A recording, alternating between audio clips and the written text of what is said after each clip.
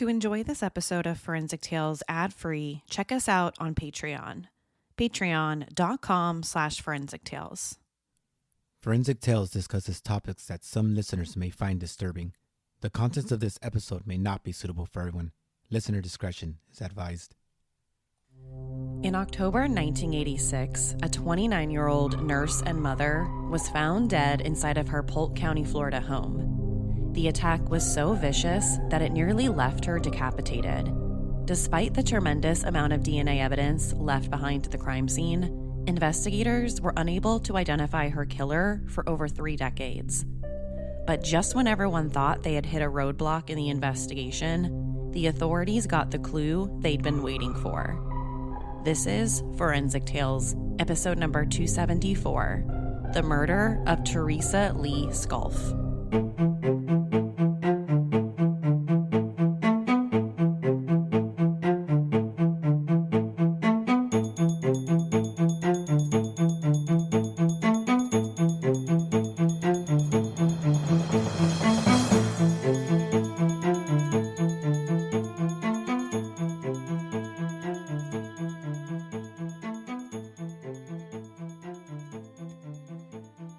October 1986, Lakeland, Florida, a city in Polk County along Interstate 4, east of Tampa and west of Orlando.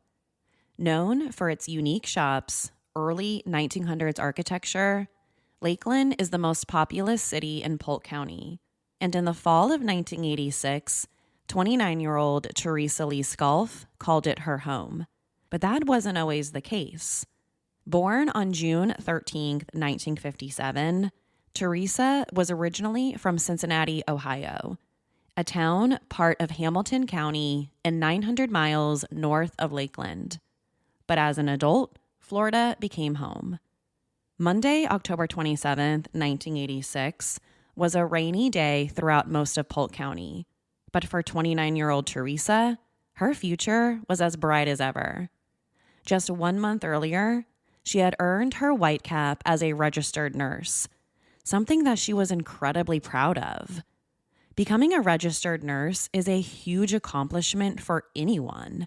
It takes a lot of studying, different coursework, often lasting years, dedication, and for Teresa, her journey to becoming one was especially challenging.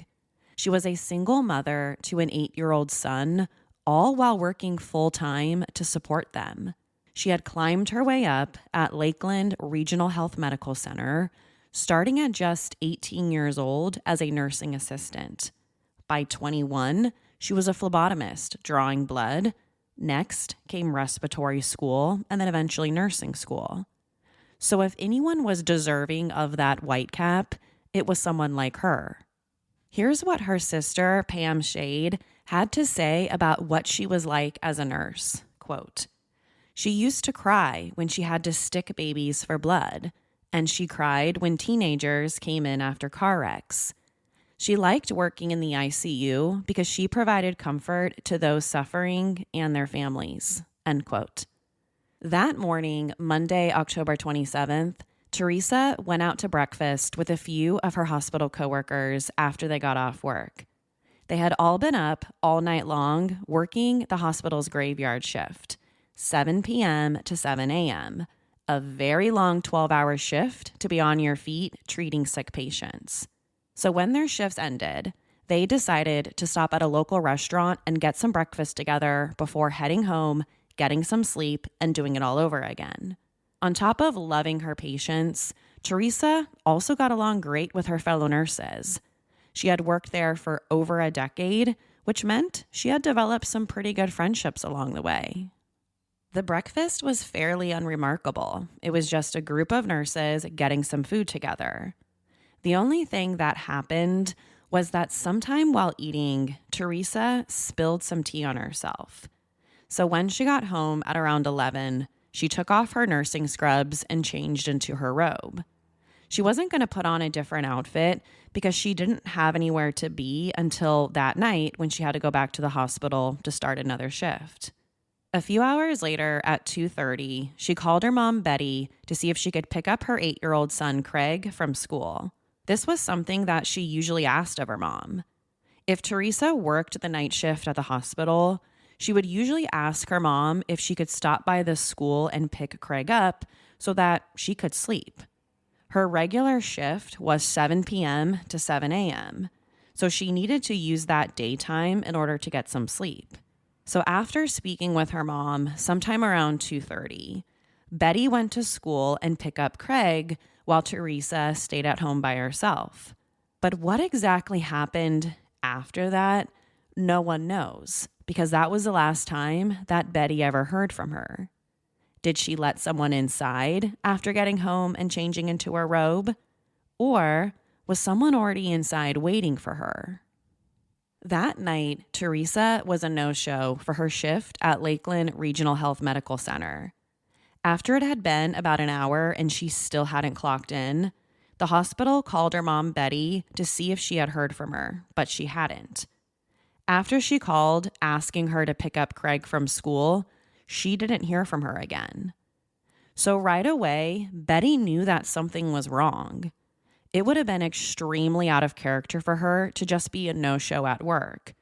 If she wasn't planning on coming in like she was supposed to, she would have called the hospital to let them know. That was just the kind of employee that she was. Plus, Betty had just lost one of her sons in an accident just a year and a half before this. So she was already on edge when it came to knowing that her children were safe. So as soon as she found out that Teresa didn't show up to work, she decided to go over to her daughter's house to check on her. Maybe she was just running a little late.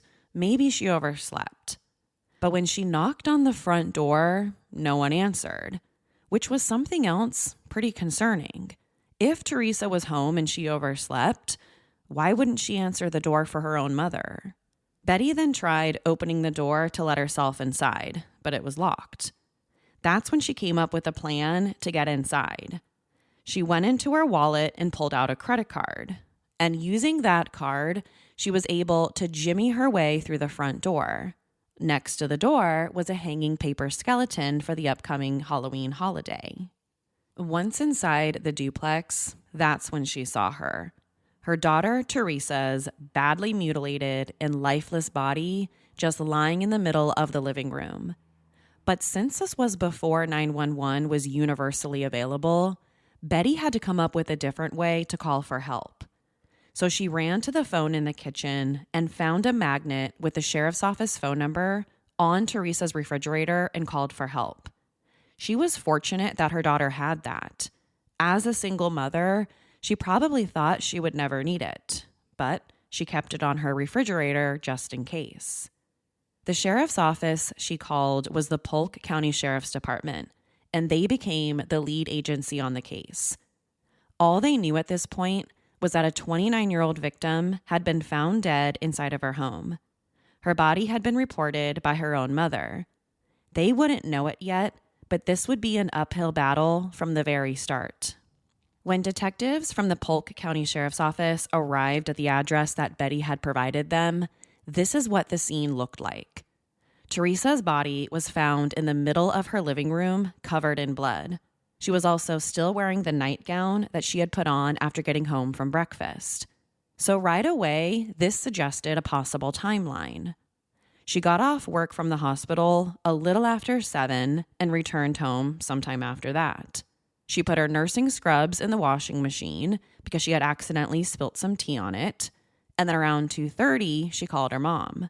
So that meant sometime between 2:30, 3 o'clock, and 7, she was attacked inside of her house. And when I say attacked, she was brutally assaulted. Whoever had done this repeatedly stabbed Teresa to the point that she was almost decapitated. She also showed major signs of defensive wounds on her arms and hands, suggesting that she put up a good fight. But she would have been no match to someone yielding a knife. She had been repeatedly stabbed, had her throat slit, and was nearly decapitated by this person. The condition of her body also painted a pretty terrifying picture of the suspect that they were now searching for. This was a single mom in her late 20s. But now she's been stabbed to death multiple times inside of her very own home. So the police had no idea what kind of person they were searching for. Was this someone that she knew? A boyfriend? An angry coworker from the hospital? A serial predator? All options were on the table at this point. When it came to a sexual assault, the Polk County investigators weren't initially sure. When a female is attacked while home by herself, I think most people assume that this was over something sexual, but there weren't any obvious signs that she had been assaulted. Now, later on, detectives would say that they did believe that this was a sexually motivated attack. Someone broke into her home, tried to assault her, but Teresa fought back, hence the defensive wounds, and now the assault turned deadly. That was the police's first theory about what they thought could have happened. Nothing had been reported stolen from the home, so robbery didn't make much sense. Teresa was also a good person without any obvious enemies, so it didn't seem to be over anything personal either. There was no shortage of forensic evidence inside the home for investigators to work with. The duplex itself was covered in blood, especially in the living room where detectives believe the attack happened. With that many stab wounds, it would have been virtually impossible not to leave behind a bloody crime scene. But it wasn't just the victim's blood. The police knew she had massive defensive wounds, suggesting there was a struggle. So there was a good chance that some of the blood belonged to the killer. But processing all of the forensic evidence was a different story. This is 1986. So when it came to processing and collecting forensic evidence, like blood and fingerprints, police departments were pretty limited in what they could do. And whatever evidence was collected from a crime scene, there was also very little DNA or forensic testing that could be done with it. So all the blood from inside of Teresa's duplex was collected, and the PCSO, Polk County Sheriff's Office, forensic team analyzed it. They also looked for footprints, fingerprints, trace evidence, anything the suspect could have left behind while inside of the house. Right away, they found something promising. Several blood samples taken from inside of the home didn't match Teresa, the victim. This was something that most police departments could do in the late 1980s. They could take DNA from a crime scene and do a direct comparison to the victim to see if they were a match or not. So in this case, the PCSO forensic team was able to say that there was definitely unknown DNA left at the crime scene. DNA that didn't belong to Teresa. It belonged to her killer. But the police had an even bigger problem on their hands. The night that Teresa's body was discovered, it was raining heavily outside. So whatever evidence, blood, shoe prints, trace evidence, the killer might have dragged outside while leaving was long gone by the time the police arrived. The rain would have washed almost everything away. It also could have washed away evidence showing how they got into the house in the first place. Let's talk about that. The police had already come up with a timeline of when they suspected that Teresa had been killed, but another question was how exactly this person got inside. When Teresa's mom showed up to check on her after missing work, the front door was locked and she had to jimmy her way inside. So this led detectives to come up with a theory about how the suspect could have gotten inside in the first place. According to her mom, Teresa would have never left the front door unlocked, and she would have never let someone inside that she didn't know. She was an extremely cautious person, especially when her son was around. So there was no way that she would have let someone inside if she didn't know him. She also wouldn't leave her front door unlocked, even if she was home. Plus, she was only wearing her robe when her body was found, so it seems very unlikely that she was expecting anyone.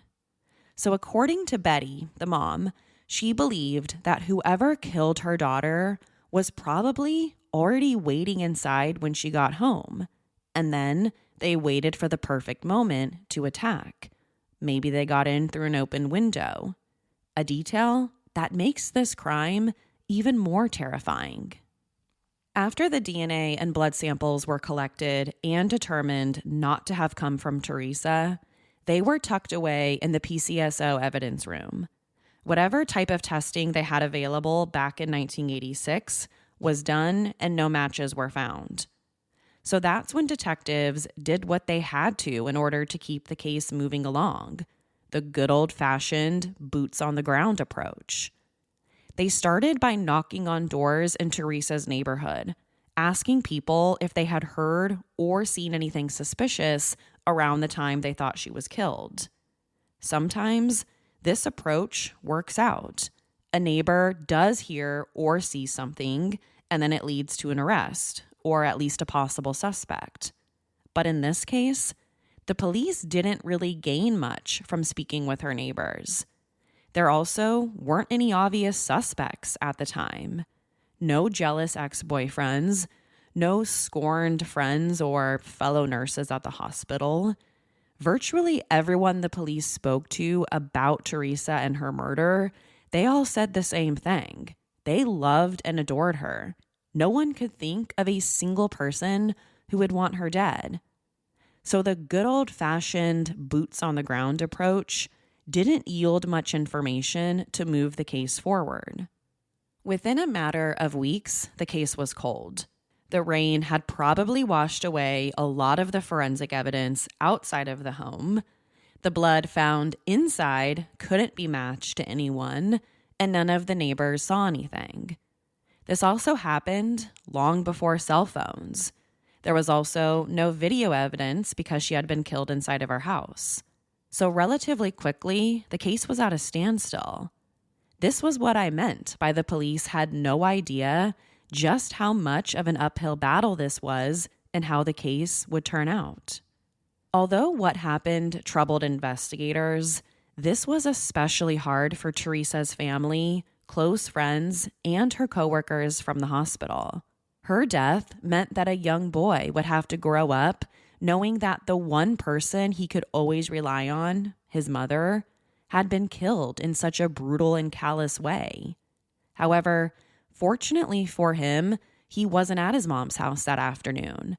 If his grandmother hadn't picked him up from school that day, who knows, he might have been killed as well. Especially if her mom's theory was right about the killer waiting inside of her house to get home. Here's what Betty said in a CNN article about what it was like losing her daughter. Quote, "Teresa was a wonderful person, the most loving person. She didn't deserve this. Our family didn't deserve this." End quote. Over the next 13 years, Teresa's case file sat on PCSO investigators' desks. But by 2000, a lot had changed when it came to DNA. In particular, many police departments were now using the National DNA Database, CODIS. If they had unknown DNA collected from a crime scene, they would upload it to CODIS to see if there was a direct match. So in 2000, the police tried to do that. They took what they believed to be the killer's blood that had been collected from the interior side of the front door near the doorknob, and then they uploaded it to CODIS. Once it was there, the sample would be compared to convicted offenders who had been required to submit their DNA. It would also be compared to unsolved crime scene evidence, as well as missing persons who had their DNA in the system. But, unfortunately, there were no matches. Whoever Teresa's killer was didn't have their DNA in CODIS in 2000. But looking back on that really shouldn't come as too much of a surprise. By the year 2000, there were only 22,000 forensic profiles and only 490,000 convicted offender profiles, according to the FBI. Forensic profiles were DNA profiles that had been collected from crime scenes, and convicted offender profiles came from people who had been convicted of a crime and were required to submit their DNA to the database. Now, to put these numbers into perspective, Today, those numbers are a lot higher. As of January 2025, there are over 18 million offender profiles in the system. So the number of profiles in CODIS during this time back in 2000, which 25 years ago, there weren't that many, which meant it wasn't too surprising that Teresa's killer didn't have his DNA in the database. So after they tried CODIS in 2000, it was back to the beginning. Another 15 years went by with seemingly zero answers, zero suspects, zero possible explanations for a motive, nothing. But that didn't mean that Polk County investigators gave up. They remained determined to work the case and search for her killer. Throughout the course of the investigation, all the DNA that had been collected from Teresa's house had been analyzed multiple times using new and different technology. They created an STR profile from it, a short tandem repeat profile. They regularly uploaded it to CODIS to see if there were any updates. They did direct comparisons if they had the name of a possible suspect. However, for the next several years, none of this yielded many positive results, and the case remained fairly stagnant for more than 3 decades. By 2022, the sheriff's office made a huge push to get the case moving again. It had become one of the area's oldest unsolved murders. And by 2022, a lot had changed. So they decided to team up with Othram Inc., a DNA genealogy company that works with law enforcement agencies in the US and worldwide.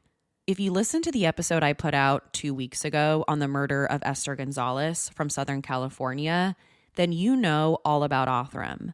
Or if you've been listening to Forensic Tales for a while now, then chances are you're very familiar with the kind of work that they do.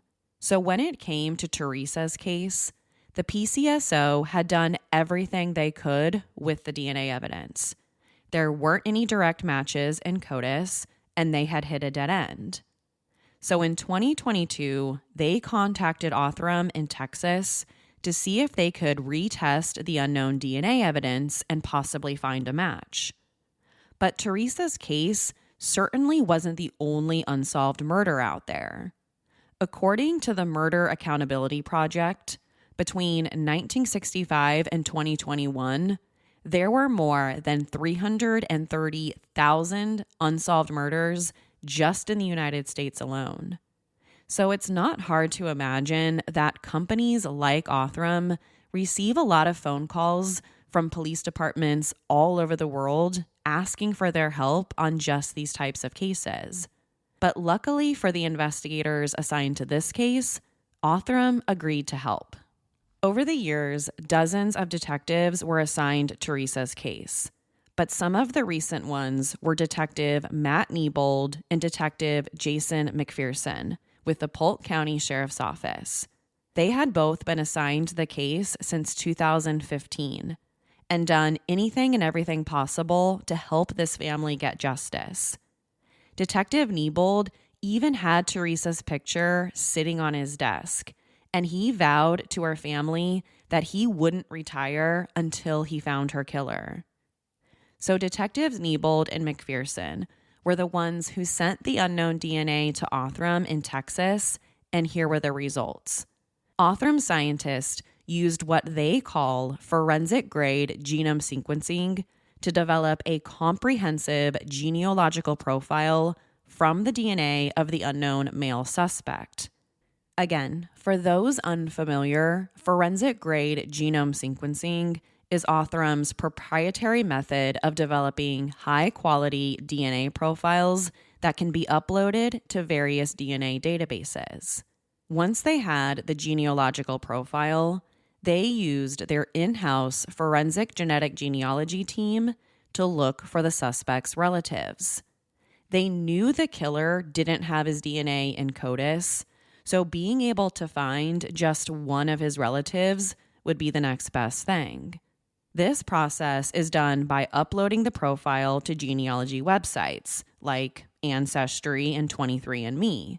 This process took Othram about 6 months. Then once they found a few close relatives, they built family trees to try and get closer and closer to Teresa's killer. This process took another 2 to 3 months. But the wait was well worth it in the end. Othram had developed a usable genealogical profile of the suspect, uploaded it to publicly searchable databases to identify his relatives, then built family trees until they found the person that they believed killed Teresa all those decades earlier, Donald Douglas. As soon as Othram believed they found a promising suspect, they were the right age at the time of the crime, they lived or worked in the area where the victim was killed, they turned that information over to PCSO. It's not their job to go out and make any arrest. Their job is to simply do the forensic testing in order to generate these new investigative leads. So once Othram identified Donald Douglas as the likely contributor of the unknown DNA found at Teresa's crime scene, they turned that information over to the authorities. Initially, the police thought this discovery was a huge step forward. They had a good suspect. But as soon as they ran a background check on him, they were met with even more frustration. He was already dead. Not only were they disappointed that he wouldn't be able to be brought to justice, but they were also disappointed because this meant they wouldn't be able to get a DNA sample from him in order to conduct a direct comparison. And to make matters worse in this case, Donald Douglas had been cremated when he died in 2008 of natural causes. So they couldn't even go and exhume his body to get that DNA sample for that direct comparison. And since he died of natural causes, no autopsy was ever performed. So it wasn't like his DNA was saved anywhere anyway. When his body was cremated, all of his DNA went with him. But that didn't mean they were entirely out of luck. The police could still get the evidence they needed to prove that, yes, he did in fact kill Teresa over 30 years earlier. PCSO detective Matt Niebold was able to track down one of Douglas's biological sons who agreed to provide them with a DNA sample. The police told him what his father was being accused of doing, and the son agreed to work with them. After that, they performed what is called a kinsnip, a test that can determine if two people are related. Here's a direct quote about it from Othram's website. Quote, "Kinsnip allows investigators to infer kinship in closely and distantly related individuals, combining the speed of traditional forensic STR testing with the power of advanced SNP testing." End quote. When the results came back, they were what everyone had hoped for and expected. Douglas's DNA matched the DNA that was found at the crime scene. He was Teresa's killer. The DNA profile indicated a 100% confidence of a parent-child biological relationship compared to Douglas's son's DNA profile. A direct quote from the Polk County Sheriff's Office about the testing. This is what detectives said about what it was like after contacting his son. Quote, "He was just mortified. His dad had never been arrested before, never had any trouble. And here we are telling him that his dad didn't just murder somebody. It wasn't like he had a fight in a bar and hit someone. He stabbed and cut and mutilated this lady." End quote. On October 16th, 2023, the Polk County Sheriff's Office announced through a press release that the 37-year mystery of who killed 29-year-old nurse Teresa Scalf had been solved. Her killer, all of those years ago, was the man by the name of Donald Douglas. Through his living son's DNA, they were able to match Douglas's DNA to the crime scene DNA. Here's everything that we know about him. The name Donald Douglas wasn't new to investigators. In fact, they had interviewed him right after the murder happened in 1986. He quite literally lived in Teresa's backyard. He lived in a duplex that was directly behind hers. So when the police went around the neighborhood talking to people, they stopped by his place and questioned him about the murder. But at the time, detectives had no reason to suspect him. He was fully cooperative with them, answering every question they threw at him.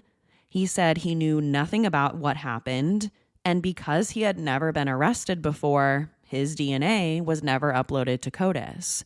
So that's why they didn't get a match in the national database all of those years before.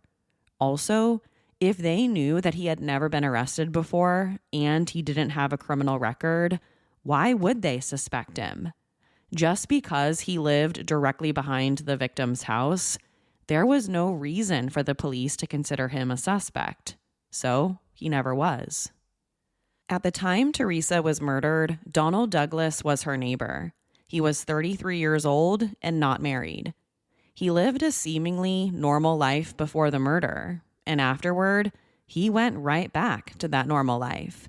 He was never arrested for a crime, never suspected in any other rapes or homicides that we know of, until he died in 2008 from natural causes. If it weren't for his biological living son, who has remained anonymous, investigators may have never gotten the DNA results they needed. Following the October 2023 press conference announcing Douglas as the suspect, Teresa's family publicly thanked the son, saying that he helped them when he didn't have to. When it comes to life after what happened, Teresa's son, Craig, has grown up to have 2 daughters of his own. One of them was even named after her grandmother, Teresa Wooders, who was 25 years old at the time of the October 2023 press conference. Teresa's sister, Pam Shade, was also present, saying that she hoped finding her sister's killer would give hope to others who might be in the same situation. Hope to other people with unsolved murder cases. We also would like to offer encouragement to other homicide victims' families. She said that at the press conference. Don't give up. Don't give up. And as long as detectives don't give up, you don't give up. End quote. Then finally, Teresa's mother, Betty, the one who found her body all of those years earlier. She was also at the press conference. I'm 84 years old, she said. I lived to see this done. I think that's why I lived so long. End quote. The closing remarks were to directly thank Othram for their help in the case.